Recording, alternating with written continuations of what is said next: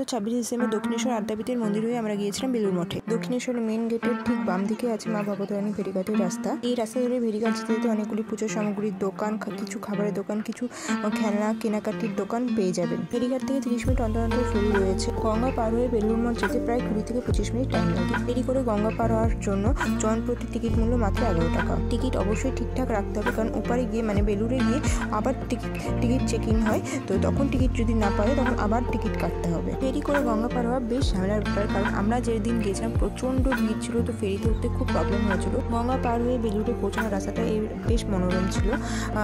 একদিকে যেমন বালি ব্রিজ তোমরা দেখতে পাচ্ছ, তেমনি গঙ্গার দুধার ধরে ছোট বড় বেশ বিভিন্ন রকমের বাড়ির সাথে বেশ কিছু মন্দির, আর দেখো লঞ্চে কি পরিমাণ ভিড়। তো সব মিলিয়ে আমার এই গঙ্গা পার হওয়াটা বেশ ভালো লেগেছে। ফেরি করে বেলুড় মঠে গেলে অবশ্যই তোমাদের পেছন গেট দিয়ে মঠে ঢুকতে হবে।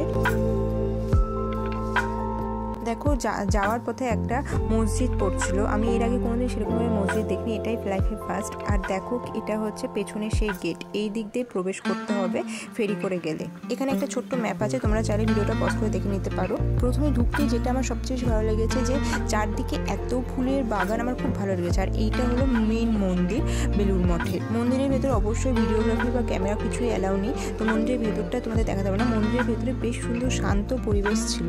মন্দিরের পাশেই রয়েছে গঙ্গা, তোমরা চাইলে সেই গঙ্গার ঘাটে বসে বেশ কিছুক্ষণ টাইম স্পেন্ড করতে পারো। বেলুড় মঠ বলতে আমার মনে পড়েছে শ্রী রামকৃষ্ণদেব, শারদা মা এবং স্বামী বিবেকানন্দের কথা। হাওড়া জেলায় অবস্থিত বেলুড় মঠে হিন্দু, ইসলামিক, বৌদ্ধ, খ্রিস্টান ধর্মের স্থাপত্যের মিশ্রণ দেখা যায়। তবে আরেকটা কথা, বেলুড় মঠে যদি তোমাদের ভোগ খাওয়ার ইচ্ছা থাকে তাহলে অবশ্যই তোমাদের 11টার মধ্যে গিয়ে বেলুড় মঠে গিয়ে কুপন সংগ্রহ করতে হবে, এবং সেখানে কুপনের জন্য এক্সট্রা কোনো টাকা দিতে হবে না।